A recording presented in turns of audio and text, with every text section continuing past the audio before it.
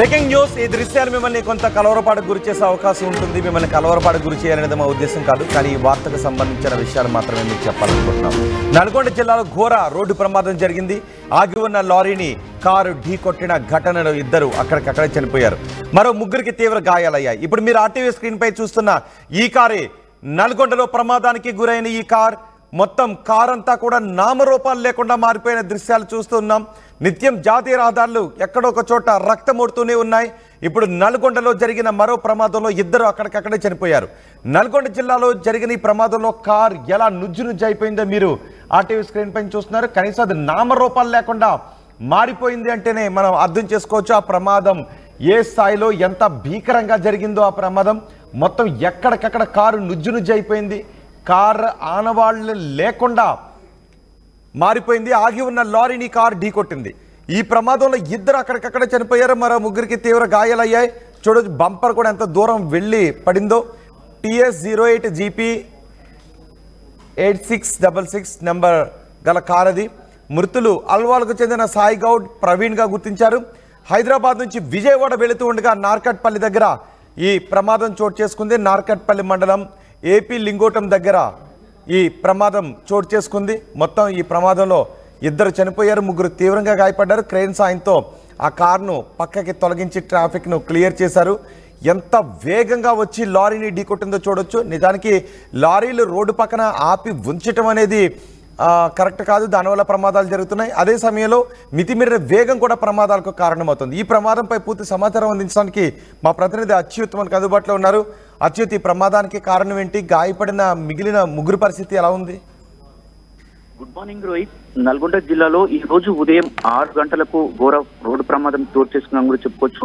ఏదైతే నార్కట్పల్లి మండలం AP లింగోటం వద్ద ఆగి ఉన్న లారీని కూడా హైదరాబాద్ నుండి విజయవాడ వైపు వెళ్తున్న ఆ కారు బలంగా ఢీకొట్టిన పరిస్థితి కనపడుతుంది. ముఖ్యంగా కూడా ఈ ఉదయం 6 గంటల ప్రాంతంలో ఈ రోజు జాతీయ రహదారిపై కూడా పొగమంచు ఎక్కువగా ఉన్నట్టు కూడా కనపడుతున్న పరిస్థితి కనపడుతుంది. మనం ఆర్టీవీ స్క్రీన్ మీద కూడా చూస్తాం, మొత్తం కూడా పొగమంచు కనపడుతున్న పరిస్థితి ఉంది.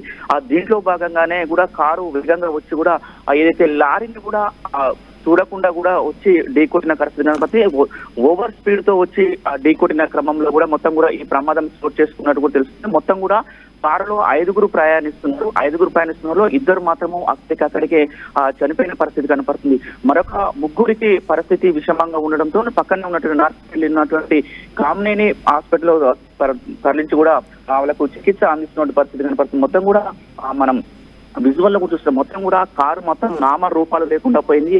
క్రేన్ సహాయంతో కూడా మొత్తం కూడా దాన్ని పక్కకు రోడ్డు పక్కకు తీర్చిన పరిస్థితి. మొత్తం కూడా జాతీయ రహదారిపై మొత్తం కూడా అద్దంకి నార్కట్పల్లి జాతీయ రహదారిపై ప్రతి 2 రోజులకు ఒకసారి 3 రోజులకు ఒకసారి ఇలాంటి ఘోర రోడ్డు ప్రమాదాలు జరుగుతూనే ఉన్నాయి. ఎన్ని ప్రమాదాలు చెప్పినా, ఎంతమంది పోలీసు అధికారులు కూడా విన్నవించినా కూడా ఈ ప్రమాదాలు చోటు చేసుకుంటున్న పరిస్థితి. ముఖ్యంగా కూడా ఈ రోజు ఆగి ఉన్న లారీనే ఢీకొట్టిందా ఈ కార్?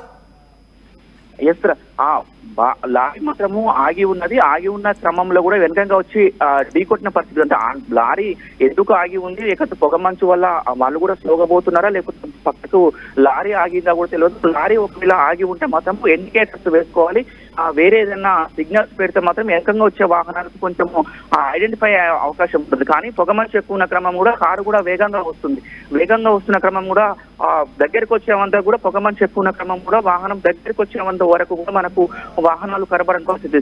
దాంట్లో భాగంగానే సడన్ గా వచ్చేసి మొత్తం మనకు అక్కడ ప్రమాదం కలిసి చూస్తే మాత్రము పొగమంచి దీనికి కారణం అని కూడా ఒక ప్రాథమిక విచారణ నుంచి పోలీసులు కూడా అదే చెప్తున్న పరిస్థితి కనపడుతుంది. మొత్తం కూడా పోలీసులు కూడా అక్కడికి నార్కట్పల్లికి సంబంధించిన పోలీసులు వచ్చి మొత్తం కూడా అక్కడ ట్రాఫిక్ జామ్ అయిన పరిస్థితి కనపడుతుంది. 6 గంటల నుంచి 7 గంటల మధ్యలో ఈ ప్రమాదం చేస్తుంది కాబట్టి ఆ ట్రాఫిక్ జామ్ అవుతుంది. ఆ ట్రాఫిక్ కూడా క్లియర్ చేసిన పరిస్థితి. మొత్తంగా అయితే ఇప్పటికైతే ఆ ముగ్గురు ఎవరైతే చెదగాతులు ఉన్నారో ముగ్గురు కామినేని ఆసుపత్రిలో చికిత్స పొందుతున్న పరిస్థితి. వాళ్ళకు ఎలాంటి ప్రమాదం లేదని కూడా వైద్యులు ఇప్పటికే చెప్పిన పరిస్థితి. మొత్తం కూడా ఈ ప్రమాదం చూసుకుంటే మాత్రము అతివేగము, అదేవిధంగా పొగమంచు అని కూడా చెప్పుకున్న మొత్తం కూడా జాతీయ రహదారిపై నిత్యము ప్రతిరోజు కూడా చిన్నపాటి యాక్సిడెంట్లు అవుతూనే ఉన్నాయి. మొత్తం కూడా ఓవర్ స్పీడ్ ఎక్కువ వస్తున్న క్రమంలో కూడా ఈ ప్రమాదం చోటు చేసుకుందని చెప్తూ మొత్తం కూడా వీళ్ళంతా కూడా హల్వాలకు చెందిన సాయి గౌడ్, ప్రవీణ్ గా ఇప్పటికీ గుర్తించిన పరిస్థితి ఉంది. వీళ్ళంతా కూడా హైదరాబాద్ నుండి విజయవాడ వైపు వెళ్తున్న క్రమంలో కూడా మొత్తం కూడా AP లింగోటం వద్దకు రాగానే ఈ ప్రమాదం చోటు చేసుకుంది. ఈ ప్రమాదంలో మొత్తము